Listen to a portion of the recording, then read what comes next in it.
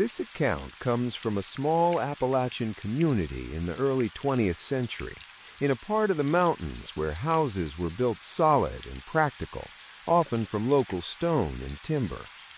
Fireplaces were central to daily life. They were used for heat, cooking, and sometimes as the only source of warmth during long winters. Many homes had been standing for generations, passed between families or sold quietly when people moved away. The house involved in this incident sat along a narrow road that followed a creek. The property had been rented and sold several times, mostly to people who needed affordable housing close to timber work and small farming jobs. Nothing about it stood out except its age. The fireplace was original, built wide and deep, with a heavy stone chimney that ran up through the center of the structure. A woman and her husband moved into the house after returning to the area to care for an elderly relative. They were familiar with old houses and not easily unsettled by creaks, drafts, or animal noises. For the first few weeks, everything seemed ordinary. The first unusual event happened during early evening, shortly after dark. Around the same time each night, when the house was quiet and supper had ended, a faint sound seemed to come from the fireplace. At first it was dismissed as wind moving through the chimney or a bird caught inside. Old chimneys were known for that. The sound continued on following evenings. It was always brief, lasting only a few minutes. It did not grow louder or move through the house. It remained fixed to the fireplace area. What made it difficult to ignore was its consistency. It happened at nearly the same time every night. As days passed, the sound became easier to identify. It resembled the strained cry of an infant. It was not loud or sudden, but repetitive and thin, like something struggling to be heard. The couple checked the house thoroughly. There were no animals, no openings, and no signs of nesting in the chimney. They spoke privately about the possibility of stress or imagination, but both of them were hearing the same thing.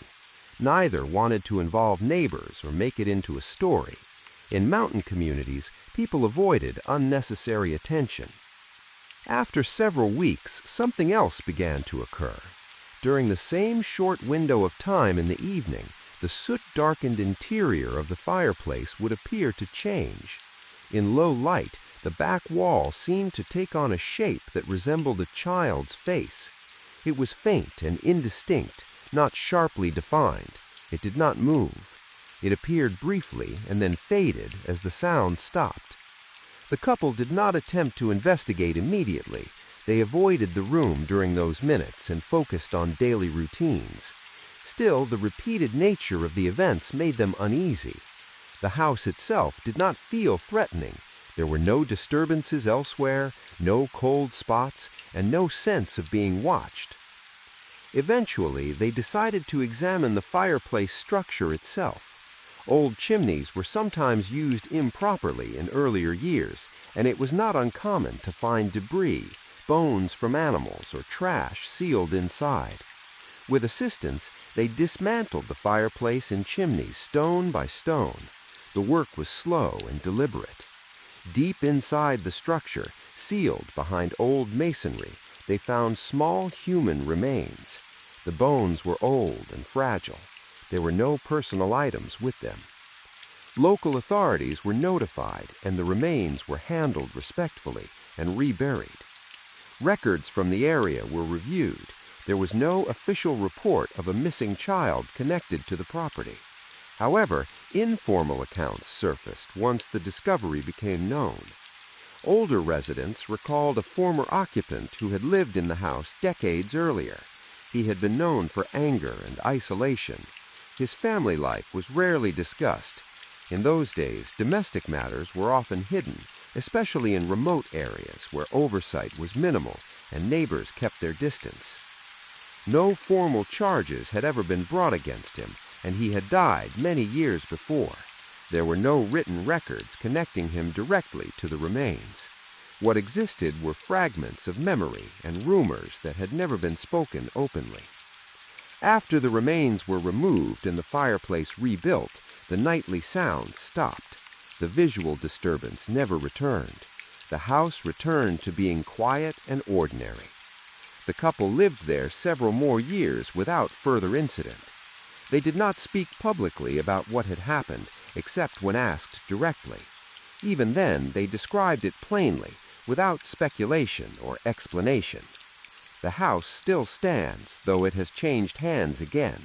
No further reports have been recorded. Those who know the story do not refer to it as a haunting. They describe it as something unresolved that finally reached a point where it could no longer remain hidden. In Appalachian communities, stories like this are remembered carefully. They are not shared for entertainment. They are passed along as reminders of what happens when harm is buried instead of acknowledged. The fireplace did not call out forever. It stopped once what was concealed was finally brought into the open. This account comes from a small Appalachian town that grew up around coal and rail work. The town sat in a narrow valley with wooded hills on both sides and a single main road running through it. Most of the houses were built before modern zoning laws, close together, and many had passed through several families without much documentation. The house involved in this story stood a short distance from an abandoned rail switchyard. It was a modest two-story structure with a narrow hallway, steep stairs, and a coat closet built beneath the stair landing. It had been empty for some time before a young family purchased it. They were excited to own a home and were not concerned about rumors attached to older properties. They had heard vague warnings from neighbors before moving in, nothing specific, just comments that the house had a history and that people rarely stayed long. These remarks were taken as small-town exaggeration. The family focused, instead, on repairs and cleaning. While preparing the house, one area drew particular attention. In the hallway, directly in front of the coat closet, there was a dark reddish discoloration in the floorboards. It was not fresh and had clearly soaked into the wood long ago. Repeated scrubbing did not remove it. Eventually, it was covered with a rug and no longer thought about. The family moved in shortly after. On the first night, everything seemed normal until late evening. At some point after the house had gone quiet, they were awakened by the sound of movement. It resembled quick, uneven footsteps, the kind made by a small child running indoors. The sound moved along the hallway, down the stairs, and stopped abruptly at the coat closet. Immediately after, there was a dull impact against the closet door, as if hands had struck it. The noise ended as suddenly as it began. The family searched the house. There were no children present, no pets, and no signs of intrusion. The doors were locked. The house was still. The same thing happened the following night, and the night after that. The timing was consistent. The sounds always followed the same path. The running never varied in pace. The impact at the closet door was always brief and never repeated more than once per night. There were no other disturbances. No sounds came from outside the hallway. No objects moved. The rest of the house remained quiet. The family avoided discussing it openly at first. Sleep disruption was common during a move, and old houses made noise. Still, the pattern became difficult to ignore. The footsteps did not sound like settling wood or animals. They had rhythm and weight. After several weeks, the family began staying awake during the expected time, listening. Each time, the same sequence occurred. When lights were turned on immediately afterward, nothing was ever found. The rug covering the stained floor was checked more than once. The stain remained underneath, unchanged. About a month after moving in, circumstances forced the family to relocate. Work became available in a nearby mining town, and housing was included. The move happened quickly. They did not return to the house, except to collect remaining belongings. Only later did they learn more about the property's past.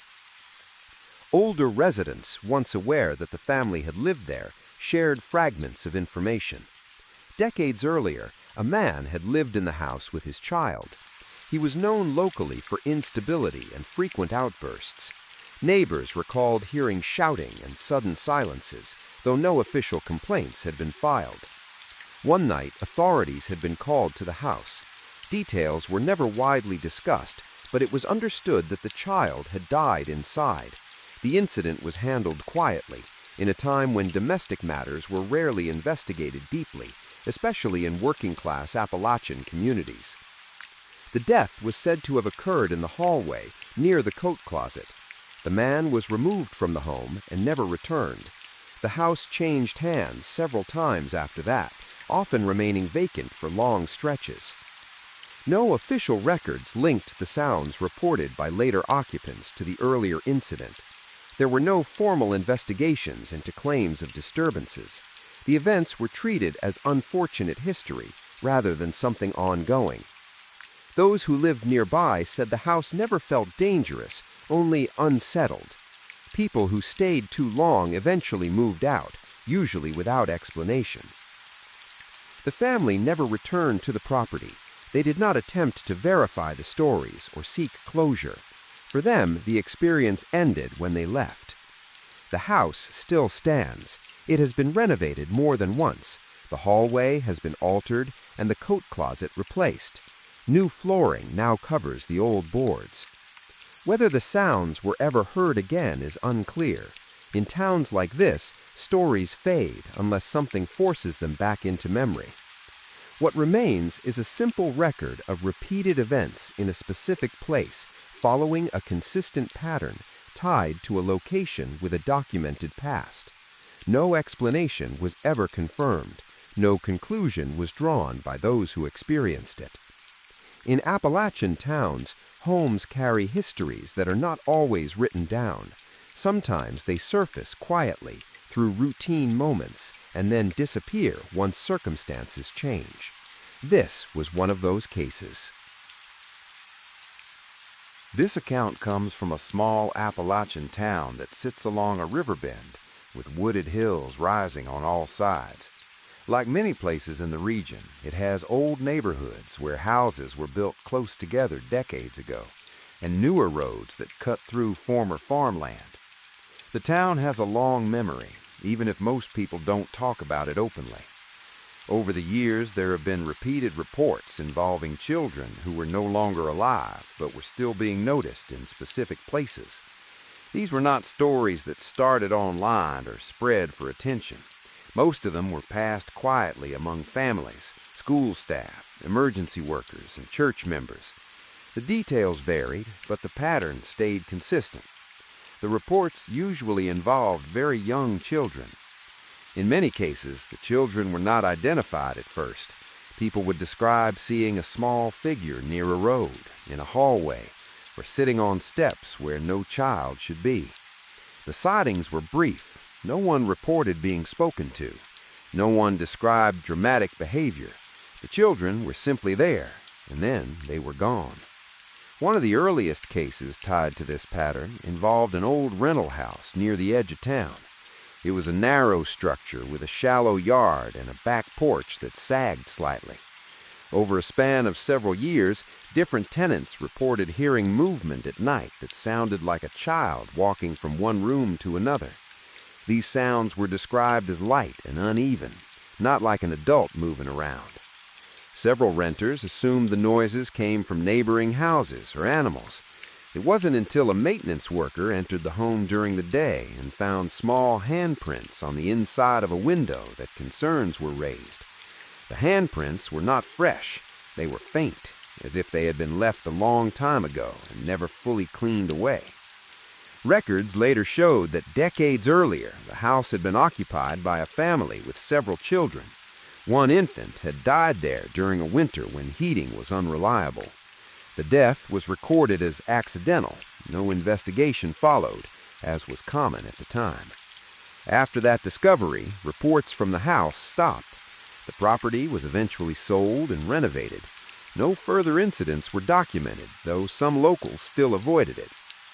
Another cluster of reports came from a stretch of road used by school buses and early morning commuters. Drivers described seeing a small child standing near the shoulder, usually around dawn or dusk. The child never appeared injured or distressed. By the time drivers slowed down or turned back, no one was there. Local law enforcement logged several calls over the years, but never found evidence of a missing child. Eventually, older residents recalled that the area had once been home to a boarding house where women worked seasonal jobs. One child had been born there and died within months. The circumstances were unclear, and the burial record listed only a general location. The sightings continued sporadically for years and then faded. Perhaps the most documented case involved a former elementary school building that had been converted into offices. Staff working late reported hearing what sounded like children playing softly in empty corridors. Not laughter, not running, just movement and brief sounds that suggested presence. Cleaning crews noticed toys appearing in corners where none had been placed. These were old toys, sometimes broken, sometimes incomplete. No one ever saw them being brought into the building. They were not associated with any known donations or storage. Historical research later revealed that the school had replaced an earlier structure used as a temporary shelter during a flu outbreak in the early 20th century. Several children had died there during a short period. The building was cleared quickly, and records were minimal. Once this history became known, the reports gradually stopped. The toys no longer appeared. The sounds were no longer mentioned. What stands out across these cases is the lack of hostility. None of the reports described threats, chasing, or fear at the moment it happened. The discomfort came later, when people realized what they might have encountered. There were also cases where the presence of a child seemed to prevent harm. In one instance, a volunteer firefighter responding to a late-night call reported noticing a small child standing near a closed door inside a smoke-filled house. The firefighter redirected his path instinctively, avoiding that door. Moments later, part of the ceiling collapsed where he would have been standing. No child was found during the rescue, and no children were listed as living in the home. That address was later found to be on land that had once housed a family whose child had died in a fire decades earlier. Similar stories came from hospital staff, home health aides, and caregivers. A sense of being guided, a brief awareness of a child that led someone to act differently. No message, no interaction, just presence. Not every case involved help. Some locations carried a different feeling. A former child care center on the outskirts of town was closed after repeated complaints. Workers felt watched and uneasy, particularly in one room used for infant care. Equipment malfunctioned repeatedly. Cameras showed brief shadows near the floor level that could not be explained. Years later, property records showed that the land had once been part of a settlement where several children had died from neglect during a period of extreme poverty. No formal charges had ever been filed. The building remains unused. Across all these accounts, one thing is consistent. These stories are not told as ghost tales meant to frighten. They are usually shared reluctantly, often only after someone realizes others have experienced the same thing. In Appalachian communities, people tend to avoid dramatizing loss, especially involving children. When something is mentioned repeatedly over generations, it is usually because it was never properly addressed in the first place. Some locals believe these presences remain because the children were never acknowledged. Others believe it has nothing to do with belief at all, and that memory itself leaves an imprint on places where neglect or harm occurred. There are no monuments marking these events, no plaques, no official recognition. The children are remembered only through these quiet incidents that resist explanation. Today, the town looks ordinary. Families live their lives. Children walk to school. New buildings replace old ones. But certain places remain unchanged in how people treat them. A patch of land avoided. A building closed earlier than planned. A road where drivers slow down without knowing why. These are not stories meant to entertain. They are reminders of what happens when suffering goes unnoticed. In Appalachia, where families often lived isolated and help did not always arrive, some losses were never fully accounted for, and sometimes those losses seem to linger. This incident is said to have taken place in the early 20th century in a rural Appalachian community in a part of the mountains where homes were scattered and medical care depended heavily on one or two local doctors. Roads were narrow and often unpaved, and in winter they could become difficult to pass, especially at night. At the time, the town had one physician who covered several hollows and outlying farms. He had practiced there for many years and was accustomed to being called out at all hours.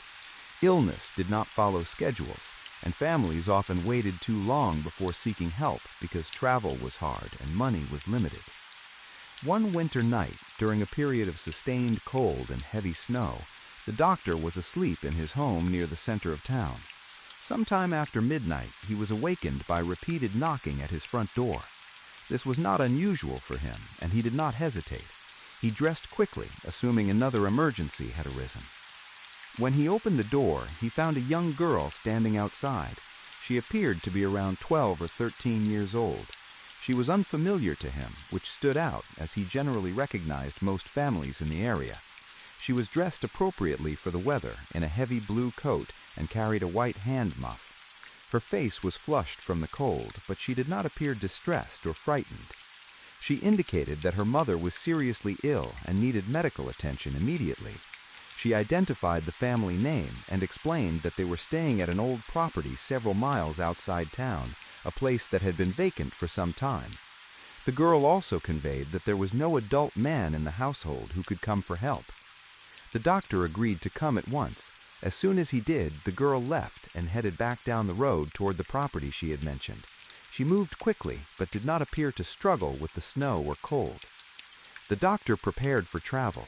He gathered his medical bag, dressed in heavier outerwear, and went to the barn to ready his horse. Winter travel at night was risky, but pneumonia and other respiratory illnesses were common and often fatal if not treated quickly. He brought a blanket for the horse and set out without delay. As he traveled, he thought about the girl who had come for help. Children in that area were used to responsibility, but it still struck him that she had made the journey alone in severe cold. He also found it odd that she had not accepted an invitation to warm herself before leaving. At the time, he assumed urgency explained her behavior. The ride took longer than usual due to snow buildup. Eventually, he saw the faint light of a lamp coming from the house she had described. The property was known locally but had been unoccupied for years until recently. He tied his horse at the gate, covered it against the cold, and went inside. The interior of the house showed signs of hurried living. The fire was low and the air was cold. In one room, he found a woman lying ill in bed. Her condition was serious. She was feverish and weak, showing symptoms consistent with pneumonia, which was especially dangerous during that era. The doctor worked steadily and without delay. He added fuel to the fire, administered medication, and applied treatments that were standard at the time. His focus was on reducing the fever and stabilizing her breathing. He remained with her until her condition improved enough that she could rest more easily. During this time, he referenced the reason for his visit, explaining that her child had come to get him. The woman responded with confusion and distress. She was adamant that she did not have a living child. She explained that her daughter had died several years earlier after a similar illness. This caused the doctor to reconsider the entire sequence of events. He described the girl who had come to his door, including her clothing. The woman confirmed that her daughter had owned a blue coat and white hand muff, which had been kept since her death. The doctor examined the items where they were stored in the house. The coat and muff were present. When he touched them, he noticed that they were not cold. They were warm and slightly damp, consistent with having been worn recently, despite the fact that no living child was in the home. The doctor did not remain long after ensuring the woman was stable. He left instructions for care and returned home before dawn. The journey back felt longer, though conditions had not changed. In the following days, the woman recovered fully. No one else in the household reported seeing the child. No footprints were found outside beyond those already covered by snowfall. The doctor did not speak publicly about the incident, though he privately acknowledged that he could not account for it in ordinary terms. Years later, when the story was shared quietly among townspeople, it was often framed not as a ghost story, but as an account of help arriving when no help should have been available. The child was not described as frightening. There were no reports of repeated appearances or disturbances. The event was isolated and purposeful. What unsettled people was not the idea of a spirit, but the implication that the child had remained aware of her mother's condition long after her death and acted when no one else could. In Appalachian communities, stories like this were rarely exaggerated. They were passed down carefully, often stripped of unnecessary detail. The focus was never on fear, but on responsibility and unfinished bonds. The house where the incident occurred was later abandoned again. No further reports came from it. The doctor continued his practice for many years and never publicly revised his account. Among locals, the incident became an example of something that did not fit neatly into belief or disbelief. It was not treated as a miracle or a haunting. It was simply remembered as the night someone asked for help and help arrived. The hotel near the tracks. This account comes from an Appalachian town that developed along a railroad line in the late 19th century. Like many towns of that period, it grew quickly once coal shipments and trade routes passed through. Main Street was short, crowded, and active day and night. It held stores, boarding houses, and one hotel that became known as the place travelers stayed when they arrived with money. The hotel stood 2 stories tall, built close to the tracks.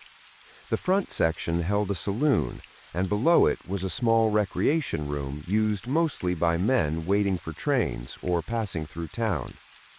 Behind the building stood a large barn that housed horses, wagons, and livestock brought in by guests or used for transport.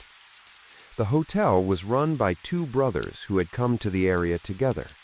One managed the business side, keeping track of guests, rooms, and payments. The other handled entertainment and social matters. Both were well known in town, and neither attracted much suspicion during their early years of operation. Most of the hotel's guests were not local. They were merchants, land buyers, speculators, and men connected to mining or rail contracts. Many carried large sums of cash, as banks were not always nearby or trusted. The hotel owners made it a habit to know how much money their guests had on them. This was explained as a way to protect valuables, though no formal system existed. Over time, it became known that some guests left town poorer than when they arrived. Poker games ran late into the night, and losses were often blamed on drink or bad judgment. Complaints were rare, partly because travelers preferred not to admit mistakes, and partly because no clear wrongdoing could be proven. Separately, the brother who handled social matters formed relationships with several women who stayed at the hotel. These women were usually described as well-off and unattached. Records show that at least 2 short marriages occurred during this period. In each case, the woman was later reported to have left town suddenly. Property and money remained behind, but no formal investigations followed. Livestock dealings also brought profit. Cattle passed through the area regularly, and branding records were loosely enforced. Animals were kept temporarily in outlying areas before being sold again. Buyers sometimes complained of confusion or disputes, but transactions were difficult to trace. The first brother died sometime near the end of the century. His death was recorded as natural, and the town marked it briefly before moving on. After that, the second brother continued operating the hotel alone. Business declined. Gambling stopped. Guests became fewer. According to accounts from that period, the surviving brother became withdrawn. He was said to sleep poorly and spend long hours alone. Several months after his brother's death, he left town abruptly. His body was later recovered from an abandoned mining site outside town, buried beneath a rockfall. A sum of money was found with him, along with papers indicating it was meant for his wife. Soon after, the hotel closed. The widow inherited the property, but did not keep it. The building had become unwanted. No buyer came forward. Eventually, the decision was made to tear it down. When the barn behind the hotel was dismantled, workers uncovered buried remains beneath the ground floor. These findings were turned over to authorities, but by then, most direct connections had ended. News of the discovery spread beyond the town. One man arrived shortly afterward, believing that a missing family member may have been connected to the hotel years earlier. He stayed briefly, then married the widow. The marriage did not last long. Both were later found near the river that runs past the edge of town. The circumstances were recorded as tragic but unresolved. The riverbank showed clear signs of one person walking toward the water. Alongside those marks were another set of footprints that did not appear to belong to anyone living. After that, interest in the property faded. The hotel was gone. The barn site was filled in. New buildings rose nearby as the town expanded. Even so, the location remained unsettled in memory. People avoided lingering there at night. Railroad workers mentioned seeing movement near the former property line. Some reported the sound of footsteps where no path existed. These stories were never formally documented and were often dismissed. Today, the site looks ordinary. Few residents know the full history. Those who do tend to speak about it quietly, without embellishment. In Appalachian towns, stories like this are not treated as legends, but as reminders. Places remember what happened on them, even when the structures are gone. This happened in a small Appalachian community in northern West Virginia during the years when oil and gas work was spreading through the hills. The town was little more than a cluster of farms, dirt roads, and temporary worker housing. Most families lived off a mix of farming, seasonal labor, and whatever work could be found nearby. The couple lived on a hillside farm just outside town. The land wasn't large, but it had a house, a barn close to the road, a spring house down the slope, and a few apple trees behind the yard. The woman did most of the daily work. She managed the animals, cooked, cleaned, and kept the place running. People who knew the family later said she rarely complained and didn't ask for help. Her husband worked irregular jobs. Sometimes he hauled equipment for drilling crews. Other times he traded horses or took short-term labor work. He was gone often and home unpredictably. Over time, the marriage became strained. There were arguments. People in the area were aware that the situation wasn't good, but it wasn't uncommon for that place and time. The woman stayed, even when her grown children encouraged her to leave and live with them. One summer, she became sick. It was described as a fever that didn't go away. Medical care was limited, and by the time help was brought in, it was too late. She died at home. The farm went quiet for a while after that. Within a year, the man remarried. The new wife moved into the same house, and life on the farm resumed. Around this time, oil workers began drilling on the property. An engine house was built near one of the fields, and men came and went daily. Not long after, stories began to circulate. 2 workers reported seeing a woman near the engine house early in the morning. They assumed she belonged to the household and thought nothing of it at first. Later, when they described her to others, the description matched the first wife, not the woman currently living on the farm. These reports were dismissed as confusion or poor light. Then the family itself began noticing things. Footsteps were heard at night between the house and the spring house, following the same path the first wife had walked daily for years. On several evenings, the sound of metal moving came from the kitchen after the household had gone to bed.